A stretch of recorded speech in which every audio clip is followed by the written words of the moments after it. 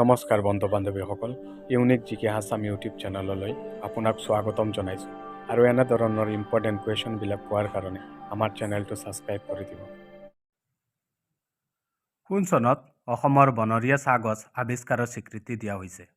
Option A 1823 চনত, option B 1830 চনত, option C 1836 চনত, অপশ্যন ডি 1820 চনত।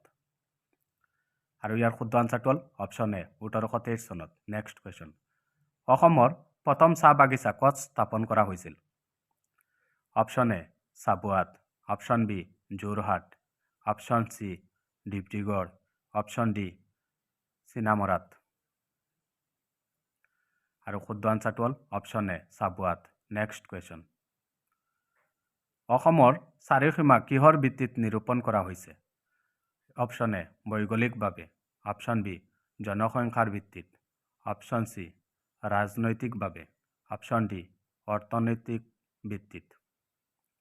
আৰু শুদ্ধ আনচাৰটো হ'ল অপশ্যন চি ৰাজনৈতিকভাৱে। নেক্সট কুৱেশ্যন, ভাৰতৰ মুঠ মাটিকালি কিমান অংশ অসমে আগুৰি আছে? Option A 2.39%, option B 3.29%, option C 4.22%, option D 3.39%। আৰু শুদ্ধ আনচাৰটো হ'ল অপশ্যন এ। নেক্সট কুৱেশ্যন, কোনখন থানাৰ তিৰংগা উত্তোলন কৰিবলৈ যাওঁতে কনকলতা বৰুৱাক হত্যা কৰা হৈছিল?